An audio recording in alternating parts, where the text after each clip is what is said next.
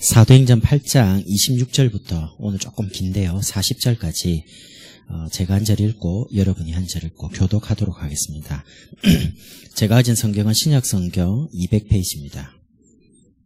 사도행전 8장 26절에서 40절까지입니다. 다 찾으셨으면 아멘 한번 해보십시오. 예, 그럼 제가 26절 읽고 여러분이 27절 읽고요. 교독을 제가 먼저 읽겠습니다. 주의 사자가 빌립에게 말하여 이르되 일어나서 남쪽으로 향하여 예루살렘에서 가사로 내려가는 길까지 가라 하니 그 길은 광야라.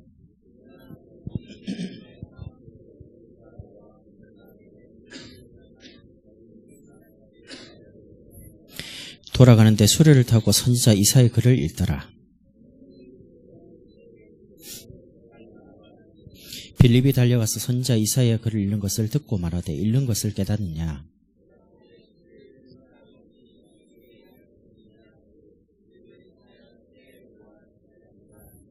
읽는 성경 구절은 이것이니 일렀으되 그가 도살자에게로 가는 양과 같이 끌려갔고 털 깎는 자 앞에 있는 어린 양이 조용함과 같이 그의 입을 열지 아니하였도다.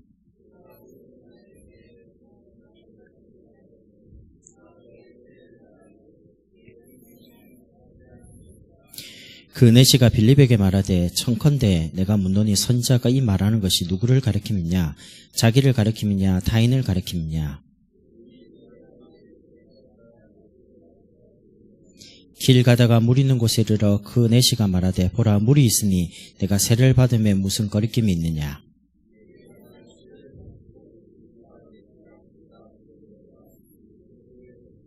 둘이 물에서 올라올 새 주의 영이 빌립을 이끌어간지라 내시는 기쁘게 길을 가므로 그를 다시 보지 못하니라.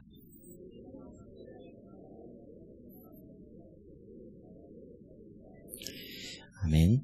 오늘 에티오피아 내시가 한 번 딱 빌립 만났어요. 복음 한 번 딱 들었습니다. 근데 제가 아프리카를 이제 선교를 몇 번 가봤는데요. 그래도 아프리카 50세개국 나라 중에 기독교율 퍼센티지가 제일 높은 곳이 에티오피아입니다. 나머지는요, 처음에는 기독교 국가였는데 점점 모슬람이 돼가지고 교회가 다 모슬람 사원으로 바뀌어 있어요. 그런데 유일하게 에티오피아만요, 기독교 인구가 많아요.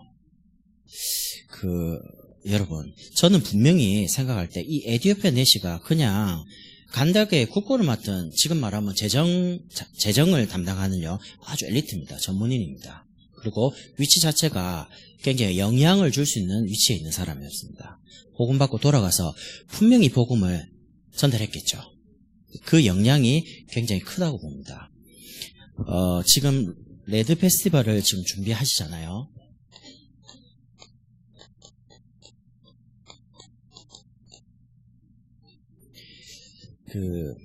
이런 말이 있습니다.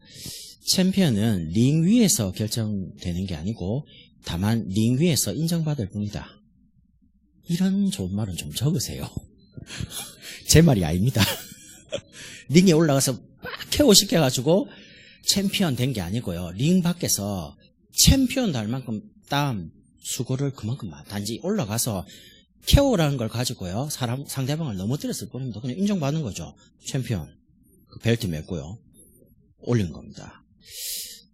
레드 페스티벌이 11월 26일 아닙니까? 근데 26일 날 초청할 때 열매가 일어나는 게 아닙니다. 그걸 준비하는 과정 속에서 모든 열매가 다 옵니다. 저희가 11월 18일 날 교회에서 추수감사절 날 불신자를 초청하려고 기도하고 새벽기도 하고요. 지금 관계도 맺고 분석도 하고요. 초청을 하는 중에 지난주까지 벌써 5명이 영접 다 했어요. 지난주에. 우리 지난번에 같이 웃었다 아닙니까? 꼭 11월 18일 날 초청할 필요 없어요. 오겠다는 사람은 미리 불러야죠. 미리 복음 받겠다는데 복음 전하니까요. 기다렸다는 듯이 5명이 복음 받고 양육으로 다 연결됐어요. 그럼 11월 17일 날 초청대가 행사에 참여하고 이분들은 18일 날 바로 등록시키는 겁니다. 교회와 만드는 거죠. 그러면 제가 왜 말씀드리냐면 일로 가면 안 됩니다. 하나의 프로그램, 하나의 행사로 가면 큰일 난다니까요. 여기 엘리트들이, 여기 전문인들이 앞으로 한국 교회와 교회를 책임져야 되는 많은 우리 대학 제자가 모이는데 여러분이 앞으로 나이가 들어가지고 중직이 되고요. 교회 중요한 자리를 할 때 절대 일로 가면 안 돼요. 뭐냐? 응답을 받고 가야 돼요. 그 응답이 뭐냐? 말씀을 따라서 저도 대학 때 부산에서요, 오철록 목사님 통해서 대학 선교 국장님 계실 때 로컬과 파라를 배웠어요. 그래가지고 교회를 들어가서 목사님의 오른팔이 되라. 지금 그렇게 역할을 합니다. 그때 만약 그 메시지를 안 받았으면 하나님 참 은혜죠. 사실은 로컬과 파라라는 걸 이해하게 됐으니까. 여러분이 뭐든지입니다. 말씀 가지고 응답을 받으면서 일이 아닌, 행사가 아닌, 프로그램이 아닌 생명운동으로 가야 돼요. 그러려면 제일 먼저 레드 페스티벌을 두고요, 이번에 초청할 대상자를 아주 구체적으로 찾아야 돼요. 그냥 하면 안 됩니다. 누구에게 복음 전하야지? 여러분 마음에 기도를 계속 하시면서 마음에 구원받을 사람이 담겨야 됩니다. 제가 이제 목사님께 전화를 받았습니다. 지난주에. 이번에 불신자도 초청하고 대학을 와 있는데 낙심되거나 숨겨진 많은 제자들을 이번에 같이 모을 거다. 방향이죠. 이제 구체적으로 나왔어요. 대상이. 그러면 왜 구체적으로 대상을 선정하라고 하냐면 구체적이지 않으면 막연하잖아요. 전도가. 아니 성령께서 빌립에게 광야로 가봐라. 광야가 어딥니까? 아무도 없는 데인데. 저 같으면요. 그거 왜 가야 되는데요? 나 분명히 그랬을 거라. 하나님 앞에. 갑작스럽게 광야를 왜 가랍니까? 거기 누가 있습니까? 어떤 제자입니까? 다 따지고 갈만하면 가고. 근데 그렇지가 않아요. 빌립은 주의 사자가 빌립에게 말하여 이르시되 가라 이러니까 바로 가요. 얼마만큼 말씀에 민감하냐면 말씀에 즉시 순종이 됩니다. 여러분 메시지 떨어지면 여러분은 메시지를 응답으로 받으라는 거예요. 매주마다 제가 한 주간마다 미션을 드리잖아요. 여러분이 그 미션을 해보면요, 응답이 오는지 안 오는지 금방 알 수 있습니다. 저는 저희 교회에서도 지금 페스티벌을 준비하고 있기 때문에 여러분과 제가요, 프로그램이 아닙니다. 이번에 진짜 불신자가 와서 복음받고 생명을 얻고요, 낙심되어 있는 많은 제자들이 힘을 얻어가 여러분과 함께 힘을 합쳐서 대학 복음해야 안 됩니까? 저는 오늘 여러분에게 결론적으로 말씀드리고 싶은 것 중에 하나가 불신자 속에 이 에디오피아 같은 그런 숨겨진 제자가 굉장히 많습니다. 제가 전도해보니까 유광수 목사님이 전에 이런 말씀 하시대요. 불신자 중에 전도를 해가 이분이 교회 와서 세례를 받고 성도가 되고 뭐 집사님이 되고 뭐 이래가 중직자가 된 사람 3명만 있다. 미래 걱정 눈꽃만큼도 하지 마라. 난 처음에 그 말이 뭔 말인지 모르겠더라고요. 전도 잘하라는 내용인가 보다. 제가 해보니까요, 저는 교회 가면 그런 분이 있거든요. 장로된 분들도 2분, 권사님 2분, 집사님 1분 있어요. 제가 어떻게, 내가 미래 걱정을 한 번도 해본 적이 없어요. 계속 전도 때문에 사람 만나고요. 전도 때문에 가스 캠프, 오늘도 김포 갔다 왔습니다. 왜냐? 목사님 도우라고요. 목사님 전화하는데 유광수 목사님이 직접 챙기시는 목사님이니까 사역 잘하고 오라는 건데 겁나 부담스러워요. 갑자기. 그 말만 안 했어도 그냥 그렇게 해야지 이래 생각하고 갔는데 목사님이 그만큼 아끼시는 분이니까 교회를 정말 목사님이 잘 도와라는 겁니다. 그래서 가서 앉아갖고 한마디라도 더 기도했죠. 하나님, 전도자가 신경 쓰는 교회랍니다. 하나님이 이 교회에 보내셨으면 하나님 목사님에게 힘을 주십시오. 제자를 붙여주십시오. 하고 대화를 하는데 많은 부분이 소통이 되더라고요. 목사님하고. 여러분이 대상자를 딱 구체적으로 찾고 난 다음에는 두 번째는 그 대상자, 기도하는 그분과 관계를 굉장히 단계적으로 해야 됩니다. 절대 들이밀면 안 됩니다. 사람들이 복음 받기 전에 사람에게 먼저 딱 부담 느끼면요, 안 받습니다. 교회에 정말로 집사님이 자기 가장 친한 친구에게 복음 전하려고요, 관계를 막 해가지고요, 진짜 복음을 받았어요. 그러고 나서 저한테 이러면 이번 주에 교회 데리고 온다는 제가 데리고 오지 마. 다락방부터 먼저 해야 돼요. 양육부터 먼저 해서 이분을 세워놓고 데려오는 건 천천히 데려왔대요. 왜냐하면 이분의 내 성격을 들었거든요. 굉장히 조심스럽고 굉장히 내성적이라는 거예요. 그런 사람을 갑자기 딱 교회 가자 한다고 되는 게 아니잖아요. 그래서 제가 집사님 보고 그러지 마세요. 일단 양육부터 하시라니까. 근데 이 집사님이 내가 그렇게 말하기 전에 벌써 행동을 말한 거예요. 뭐라고 했냐? 이번 주에 교회 와야 돼. 가장 친한 친구니까. 친구 뭐라는 줄 압니까? 지금까지 잘해준 게 내 교회 데리고 가려고 그런 거냐? 이래 나온 거예요. 아차 싶은 거죠. 전화 왔어요. 어떻게 되냐고. 뭘 어떻게 말을 다 뱉었는데 지금까지 교회 안 오고 있습니다. 그러니까 사람에게 부담을 주지 마시라니까요. 사람이 교회 온다 할 때는 그건 정말 성령의 역사입니다. 하나님이 보내셔야 되거든요. 우리는 너무 쉽게 생각하잖아요. 자, 오늘 목사님들하고 같이 다니면서 이렇게 말했습니다. 다락방에 가가지고 전도 이야기 절대 하지 마라. 왜냐? 은혜 받으면 전도가 저절로 돼요. 제가 사역을 해본 결과 성도들에게 전도 이야기하니까 부담스러워서 어느 날 나를 피하더라니까요. 이준수 목사님이다. 피해요. 내가 보인다니까. 저 왜 도망가지? 알고 보니까 내가 전도 이야기. 아니, 불신자 없어요? 난 솔직히 주변에 믿는 분밖에 없으니까 불신자가 없잖아요. 그럼 나는 의도적으로 불신자를 데리고 와야지 내가 전도해 줄 거 아닙니까? 동기 가득한 내용을 가지고 이야기를 했는데 그분들은 그거를 못해요. 왜냐면 부담스러우니까. 그래서 제가 바꿨습니다. 아, 전도가 아니구나. 우리 목사님이 제게 몇 명 영접했냐, 몇 군데 다락방 뛰냐, 지금까지 그렇게 오랫동안 목사님과 관계를 맺어왔지만 한 번도 말한 적 없습니다. 저한테. 또 개인을 복음 속에 세우고 성도들이 복음으로 행복해지도록 그렇게 도와줘라. 행복하면 전도 저절로 될까 아이가? 내가 일단 부담이 없으니까 성도들 보고 해야 됩니다 말 안 하는 거예요. 가면 무너져 있는 사람을 보니까 괜찮아요. 또 힘 얻으세요. 또 그리스도 붙잡고 같이 은혜 받고 또 가서 또 예배 드립시다. 이렇게 하면 이분이 교회 와서 예배 드리고 말씀 듣고 힘을 얻어요. 그럼 어느 날 시간 지나 보면요, 치유되는 만큼 전도가 저절로 돼요. 전도가 얼마나 쉬운 줄 압니까? 하나님이 구원받은 사람에게 구원받을 사람을 딱 붙이는 걸 보고 전도라고 그래요. 여러분이 정말입니다. 하나님이 마음문을 여시는데 그 부분에 정말 상대방이 이렇습니다. 아, 저분은 나한테 도움되는 사람이야. 저분은 나를 이해해줘. 저 사람은 나를 배려해줘라고 느끼면 상대방이 가장 어려울 때요, 나를 찾아옵니다. 그것만큼 아셔야 돼요. 아, 저 친구는 교회 다닌다고 하는데 예수 믿는다는데 다르구나, 다른 사람하고. 나를 정말 위해서 기도해주는 친구구나. 이렇게 느끼면요, 마음은 열려요. 그게 한 달이 될지 6개월이 될지 1년이 될지 그거는 잘 몰라요. 성령 역사해야 되니까.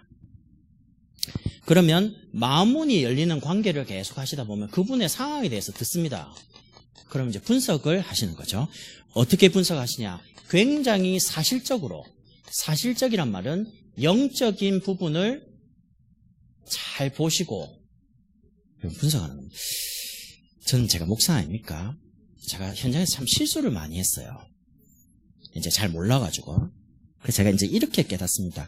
의사가 만약에 중요한 환자를 오진하면 그 사람의 생명이 위독해지겠죠. 판단 잘못하면. 목사인 제가 영적인 부분을 잘못해서 오판을 해버리면 그 사람 영원한 지옥으로 가버립니다. 나는 그렇게 깨달아지더라고요. 내가 이 사람을 육신적으로 봐버린 순간 영적인 부분을 놓치잖아요. 그럼 저 사람 왜 저래? 이렇게 나오겠죠. 육신적으로 봤으니까. 그러면 긍휼한 마음이, 영혼에 대한 사랑하는 마음이 내게 생기는 게 아니고 미워지기 시작한 거예요. 아, 저 사람 왜 저러노? 제가 옛날 그런 실수를 참 많이 했어요. 그래서 저는 그렇게 생각합니다. 정말 나에게 영혼 사랑하는 마음, 전도에 대한 정말 간절한 그 애통함, 그리고 정말 갈급한 이 마음. 그래서 예배전에 하나님 나에게 말씀 들을 수 있는 갈급함을 주십시오. 갈급함이 없으면 메시지가 잘 안 들린다니까요. 왜냐하면 목사니까. 주일날, 그리고 수요, 금요, 새벽. 저는 또 훈련도 가잖아요. 그럼 말씀 들을 수 있는 기회가 여러분보다 저에게 훨씬 많습니다. 근데 그게 제게 어느 날 습관이 되고 그냥 늘상 있는 거라면 내게 매너리즘 오겠죠. 그러면 이제 그때는 조용히 영적으로 메말라 가는 겁니다. 메마른 게 뭐냐? 내 가슴 속에 감사가 사라지기 시작하는 겁니다. 여러분, 대학 제자는요, 가슴이 뜨거워야 돼요. 머리 뜨거우면 병원 가야 됩니다. 머리는 굉장히 복음에 대해서 영적인 부분에 냉철해야 돼요. 이게 하나님 뜻이다, 아니다, 영적으로 분별해야 돼요. 근데 가슴은 냉랭하면 안 돼요. 가슴은 뜨거워야 돼요. 정말 복음을 위해, 교회를 위해, 목사님과 전도하는 랩런트를 위해 내가 정말 살아야지. 마음을 뜨겁게 가시라니까요. 그런 중에 오늘 대상자 분석입니다.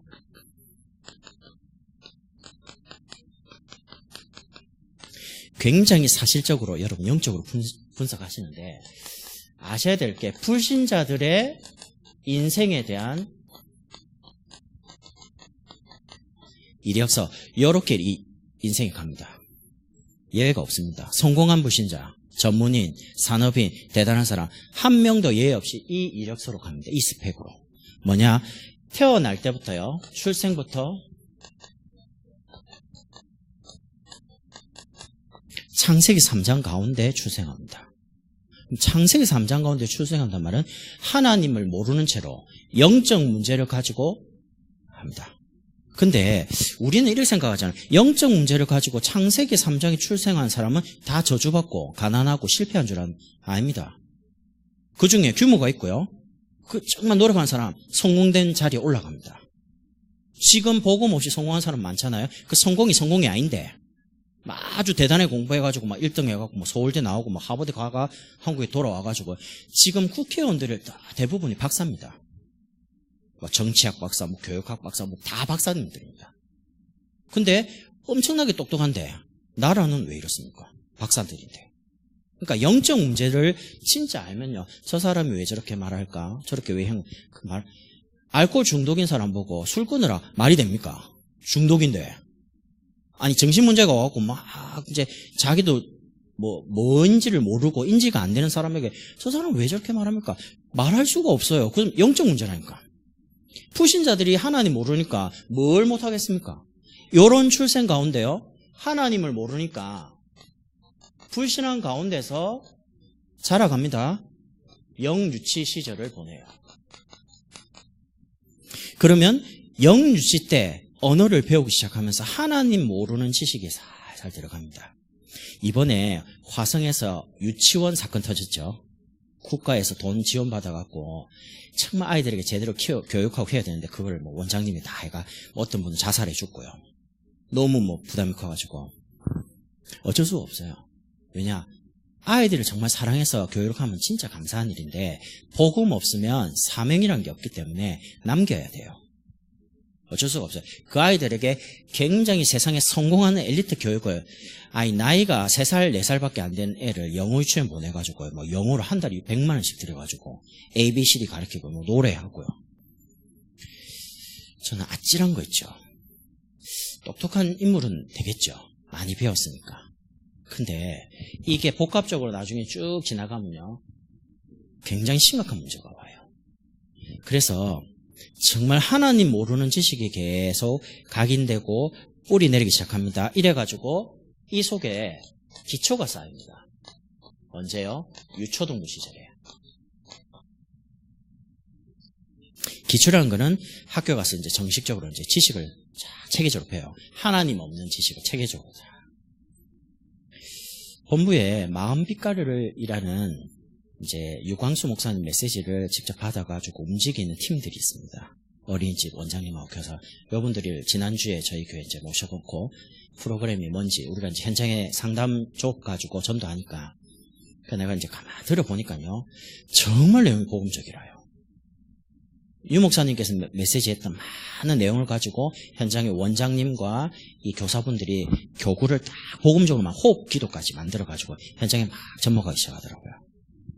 근데 이분 말입니다. 선생님 말이 8살까지는 이 프로그램이 먹히는데 9살부터는 자기 생각이 있어가지고 안 먹힌다는 겁니다. 이 메시지가. 그럼 이 메시지가 뭐냐? 아주 복음적인 내용이에요. 그거를 복음이란 단어와 뭐 예수 이런 걸 싹 빼고 싹 만들어가고 이게 적용을 하는데도 불구하고 아이들이 그걸 안 받아들인다는 겁니다. 9살부터는. 초등학교 1학년 때까지는 그래도 바뀐대요. 받아들인대요. 근데 벌써 유초등부 시절에 너무 여러분 모르죠? 학교 가면 선생님들이 아이를 통제하려고 점심시간에 시청각 교육을 많이 하잖아요. 요즘 필기 잘 안 합니다. 선생님들이 TV가 다 있으니까. 글 적는 것도 받아쓰기 할 때 말고는 받아쓰기 글 안 적어요. 글씨가 이상해요. 시청각 교육을 하는데 아이들에게 이렇게 말을 해요. 너네들이 오늘 내 말을 잘 들으면, 선생님 말을 들으면 점심 먹고 나서 제일 먼저 말 잘 듣는 친구에게 TV, 만화 뭐 볼 수 있는지 선택권을 주겠다. 점심시간 때 밥 빨리 먹고 와서 TV 보는 거예요. 뭐 보냐? 만화, 요괴워치, 터닝 메카드. 그거 작년에 들었던 내용입니다. 지금은 뭐 하는지 모릅니다. 제가 아들을 또 3명 키우니까 아이들 만화 프로그램은 내가 외우려고 한 게 아닌데 다 알아요. 자기들끼리 다 이야기하니까. 그래서 제가 귀신 나오는 만화를 그렇게 일본 거를 많이 본대요. 아이가 말을 했어요. 그래서 내가 아내 보고 학교에 상담 갈 때 선생님 만나서 선생님에게 제발 그런 거 하지 말라고 좀 부탁을 해봐라. 아내가 이제 선생님 만나고 상담할 때 갔어요. 말을 했어요. 선생님, 우리 아이가 학교에까지 와서 집에서도 TV 보는데 만화를 그래 봐야 됩니까? 그러니까 그래 안 하면 애들 통제가 안 된다는 거예요. 그게 학교 현실, 그게 1학년, 2학년 현실입니다. 그 아이들이 학교 가가지고 왜 가냐? 만화 보러. 선생님 말 잘 들으면 만화 보거든요. 그거를 점심 먹고 딱 그 다음에 5교시 할 때까지 한 20분, 30분 쫙 빠져있는 거예요. 뇌는 멈춰있고 전도연막 시청각에 대한 부분이니까. 이렇게 해가지고 중고등부 올라갑니다. 중고등부 딱 올라가면요, 문화를 딱 접합니다. 세상 문화, 타락 문화, 흑암 문화. 문화가 얼마만큼 겁나냐면 이게 판단을 안 하고 그냥 흡수해버려요. 제가 지난주에 우리 아이들 보고 아찔한 게요, 큰애가 이러더라고요. 엄청나게 전도하고 사문을 잘하고 이런 애인데 저보고 아빠 영어 한 편 우리가 가서 이렇게 안 되니까 집에서 알았어, 다운받아가지고 아니면 뭐 돈 주고 보면 되잖아요. 근데 딱 지나면서 이러면 마블 영화만 보여달라는 거야. 마블이라는 단어를 어디서 들었냐? 그러니까 본인이 친구들하고 만나서 이야기하면 다 아빠하고 어디하고 가서 극장에 봤는데 마블 영화가 그렇게 재밌다는 거예요. 근데 그 내용 아시죠? 마블 영화는 거의 대부분 폭력적입니다. 그리고 외계인, 맞죠? 인피니트 뭐 이런 거, 그 다음에 토르부터 시작해가지고 우리가 재밌어 라고 생각하는 모든 거는요, 뉴에이지나 여러 가지 사상들이 많이 녹아든 영화입니다. 그것만 좋아한다는 거예요. 재밌다는 거예요. 속으로요. 그게 뉴에이지인지 그게 뭐 아무 생각 없어요. 그냥 재밌어요. 일단 그대로 받아들인 거예요. 우리 목사님이나 여기 계신 장로님 기억하십니까? 혹시 지금은 아닌데 한 10년 전에 옥탑방이라는 드라마 있었습니다. 근데 그 내용이 뭐냐면 동거 내용입니다. 대학생들, 그때 쫙 대학가에 동거 문화가 일시에 퍼졌습니다. 뭐라고 하는지 압니까? 아니, 결혼하기 전에 그래도 살아봐야지. 그래야지 평생을 같이 갈 사람인지 아닌지를 결정을 하지. 결혼했는데 아이면 어떡하냐는 거예요. 물을 수도 없고. 이래갖고 일시에 대학에 동거 문화가 쫙 퍼졌는데 지금은 중고등학교에서 설문조사했어요. 결혼하기 전에 동거해도 돼? 안 돼? 67%가 해야 되는 거 아니냐는 거예요. 제가 지금 진보냐 보수냐 그 말 하는 거 아닙니다. 중고등학생에게 동성애에 대해서 설문조사를 했어요. 근데 뭐라고 나오냐? 그 동성애 자기 취향인데 하면 되는 거 아니냐? 그 국가보건에 대해서 통계가 나왔습니다. 20대, 30대 남자 그룹에서 에이즈 엄청나게 전 세계적으로 추세가 감소하고 있는데 우리나라만 급속도로 올라가고 있어요. 동성애 가지고. 제 말은 지금 동성애 이야기 아닙니다. 그리고 뭐 동거 그 말 아닙니다. 제가 조사한 바로는요, 동성애는 미국에서 처음에는 정신병이라고 분류가 돼 있었어요. 그런데 정신학회의 의사들이 모이는 거기에 동성애자들이 자꾸 협박하고 테러를 했어요. 이러다 보니까 동성애 지워라, 정신병에서. 의사들이 정신문제니까 못 지워 이랬는데 의사를 죽이기도 하고 테러 이러니까 의사들이 굴복을 했어요. 그때부터 동성애라는 정신질병 자체 코드가 사라졌어요. 그래서 지금 많은 사람들이 어떻게 접근하냐, 인권 문제로 접근하고 있습니다. 근데 지난번에 목사님이 렘넌트 데이 때 말했죠. 동성애는 영적 문제. 저도 그렇게 인정합니다. 그건 영적 문제입니다. 왜냐? 하나의 말씀과 정반대니까. 정부에서 그 차별금지법을 일단 통과시켰다라고 어디서 들었어요. 정부에서, 행정부에서. 그래서 법무부부터 시작해서 모든 부분에 내려보냅니다. 지침을. 소수, 그 다음에 인권, 이 부분이 차별받지 않도록. 이제 그게 이제 국회로 넘어가가지고 이제 통과돼버리면 이제 한국도 목사님과 제가 오직 예수 이러면 이제 벌금 때립니다. 그렇게 안 되란 법이 있냐? 유럽이 그래갖고 문제가 왔어요. 제가 이야기하는 지금 정치 이야기 아닙니다. 제가 말씀드리고 싶은 거는 그게 문화라는 겁니다. 그럼 제가 이런 생각하는 거죠. 우리 아이들이 지금 살아가다가 한 20대, 30대가 이제 결혼할 쯤 되면은 그러면 이런 부분이 저변에 많이 문화화되어 있을 거다. 왜냐? 미국이란 나라는 이미 합법으로 통과시켰고요. 캐나다도 점점 세계적인 대기업들이 찬성을 많이 하면서 뒤에서 지원합니다. 문화니까. 정말 복음이 아니고서는 치유 불가능한 겁니다. 제가 지금 동성애 치유하자 그 말 아닙니다. 문화가 타락을 해가 사람이 죽어가는데도 죽어가는 문화인지를 몰라요. 이렇게 돼가지고 또 대학을 갑니다. 어마어마한 하나님 모르는 지식을 거기에 깊이 배웁니다. 대학을 다니면서.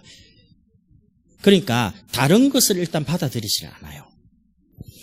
석사, 박사가 된다는 말은 한 분야에 깊이 들어갑니다. 근데 문제는요, 수많은 박사가 있고 수많은 엘리트가 많은데 세상은 점점 어두워져요. 정치학 박사가 그렇게 많으면 정치가 밝아져야 될 거 아닙니까? 경제학 박사가 그렇게 많으면 경제가 막 힘이 나고 사람들이 살기 편하고 이래야 될 거 아닙니까? 점점점 힘들어요. 사람들은 IMF보다 더 힘들다는데 요즘요. 아니 중국에 이번에 로봇 제어하는 이제 IT 쪽에 일하는 집사님이 한 2주 정도 출장을 갔다 왔어요. 그래서 제가 뉴스를 딱 봤는데 아찔한 거예요, 그 집사님. 중국에 지금 자동차 경기가 안 좋다는데 괜찮아요. 그러니까 조만간에 이것도 힘들 것 같다는 거. 자기는 이제 로봇 자동화 설비에 대한 프로그램 하는 분이에요. 굉장히 엘리트 아닙니까? 자기 볼 때도 쉽지가 않은 거예요. 이만큼 지금 막 발전하고 있습니다. 지식도 과학도요. 이래가지고 나이가 돼가지고 이거 합니다. 결혼하는데 준비가 안 됐어요. 왜 결혼하냐? 나이가 됐으니까. 여러분 지금 괜찮은데 이제 30쯤 가고요. 이렇게 하면 집에서 나이가 몇인데 시집 안 가나? 그 남자는 좀 봐줘요. 왜냐면 직장도 구해야 되고 뭐 군대도 가. 여자들은요. 그러면 이제 어떻게 되냐? 명절날 집에 안 있어요. 어디 도망가야 되니까.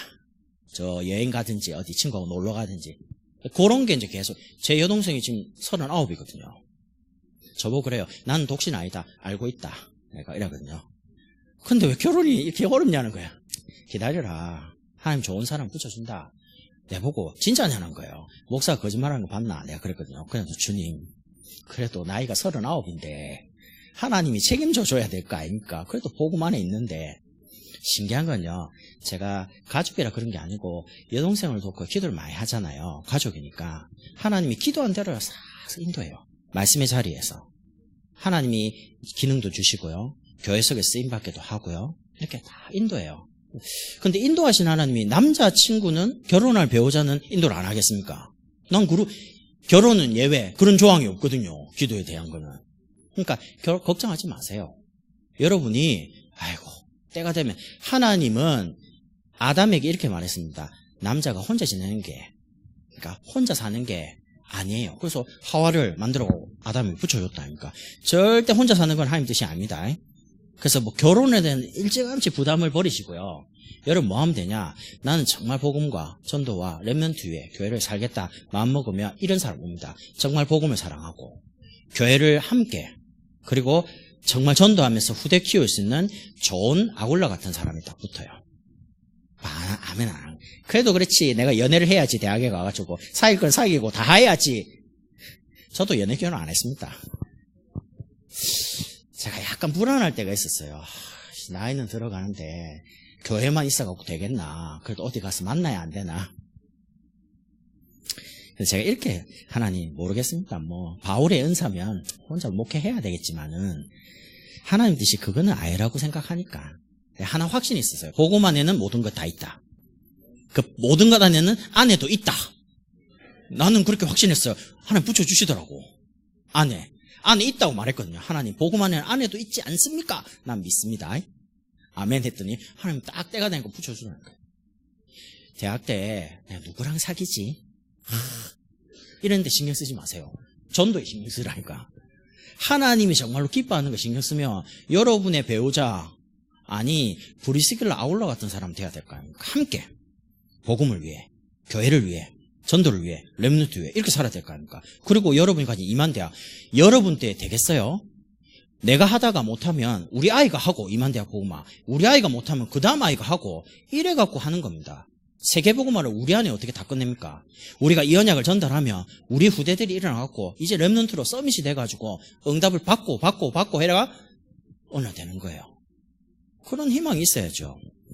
이래가지고 사명 가지고 딱 청년 때, 대학 때요, 돈, 스펙, 연봉 너무 그렇게 생각하지 마세요. 저는 여러분에게 이렇게 부탁드리고 싶습니다. 여러분이 지금 준비하면 하나님이 큰 응답을 담을 수 있도록요, 지금은 그릇을 준비할 때지 열매 맺는 시기가 아닙니다. 제가 왜 그렇게 느끼냐, 제 대학 때 친구가 서울대에 경제학과를 나왔어요. 그 친구는 맨날 공부만 하더라고. 근데 다른 친구들은 알바를 하고요, 뭐 편의점 가고 막 이래 해요. 근데 내가 물어봤어요. 야, 너는 집도 어려운데 왜 알바 안 하냐? 자기 이렇게 말해요. 똑똑하니까. 내가 지금 알바 가서 공부 안 하고 하면 나중에 되면 분명히 차이가 난다. 그때 뭔 말인지 모르겠어요. 나중에 증권회사로 딱 이제 취업을 했는데요. 본인이 하루에 움직이는 돈이 몇 억입니다. 컴퓨터 가지고. 아침 일찍 나가서 저녁 늦게 돌아오는데 하루 일당 10만 원 조금 버는 노가다 하는 사람. 제가 노가다 인생이 잘못됐다 그 말 하는 거 아닙니다. 준비가 안 됐어요. 근데 이 친구는 그냥 출근해가지고 오후 3시까지밖에 안 합니다. 마감이. 그래서 딱딱딱 몇 번 컴퓨터 갖고 눌러요. 딱 분석하고. 시간당 얼마냐? 비교 불가능해요. 왜 그러냐? 준비되어 있거든. 지금은 복음과 함께 기능, 전문성을 딱 준비할 시기지 나가서 돈 버는 시기가 아니라니까요. 가정이 어려우면 아르바이트 해야 되겠죠? 여러분이 지금은 열매 맺는 시기는 아니에요. 지금은 준비할 때지. 그래서 하나님이 쓰실 때를 놓고 준비를 하시라니까요. 청년의 때 결혼은 준비하는 게 아닙니다. 결혼은 하나님이 만나게 하시는 거니까. 사명만 분명하면 하나님 만나는 거죠. 요래 가지고 결혼하면 가정이 이루어지죠. 근데 문제는 경제적으로 어려움 당합니다.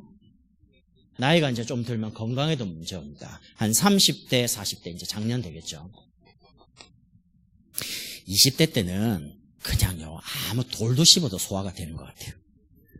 옛날에 뭐 밥도 이만큼 먹고 그랬는데 요즘은 밥 주면요, 제발 좀 이렇게 많이 주면 안 됩니다. 왜냐면 그 먹으면 당장 체하는데 소화력이 떨어져요.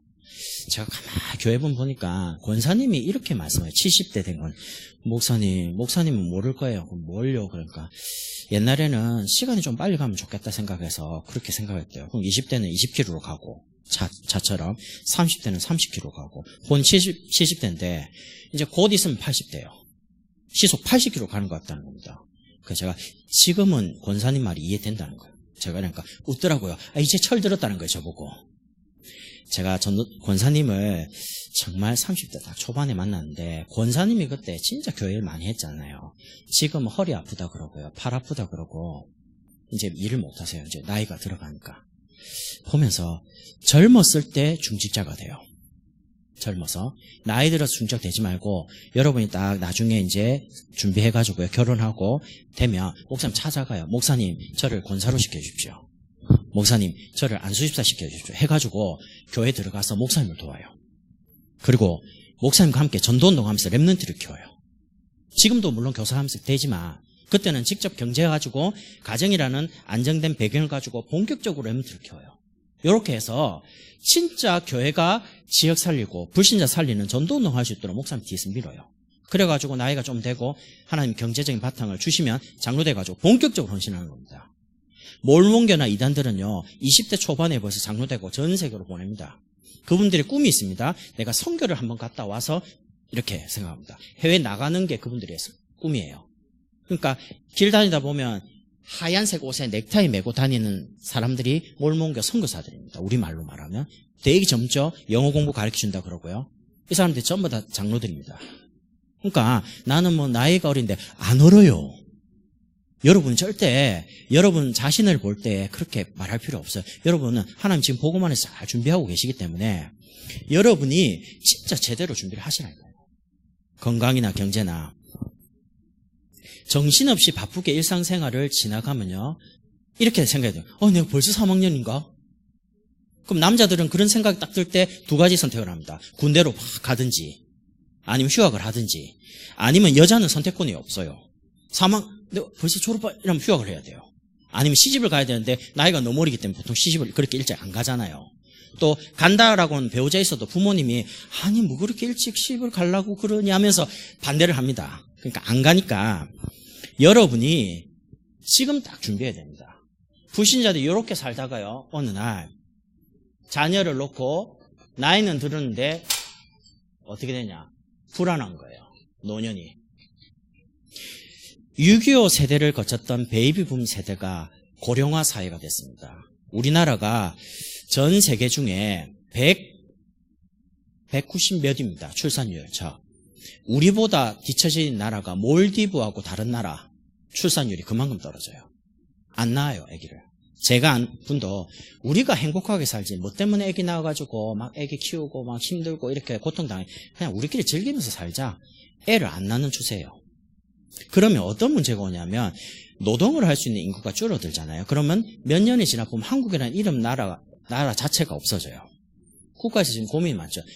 100조 넘는 돈을 출산율에 다 투입했는데 출산율이 증가를 안 해. 근데 유일하게 다락방만 증가하고 있습니다. 왜냐? 우리는 랩런트를 말하고 있거든. 여러분 웃을지 모르겠지만 우리는 후대를 키우는 게 목표잖아요. 랩런트들을 복음 각인시키고 뿌리 내리고 체일되고 뭐 전도자로 키워서 보내는 거예요, 현장으로. 그러니까 보통 다락방 멤버들의 특징이 지금도 마찬가지지만 결혼하면 보통 3명 낳아요. 좀 많이 낳은 분은 4명도 낳고. 저는 그게 복음적이라고 생각합니다. 뭐 아이 많이 낳아라 그 말 아닙니다. 지금 굉장히 고령화되면서요. 어떻게 되냐. 성경이 말하잖아요. 너는 흙이니까 흙으로 돌아갈지니라.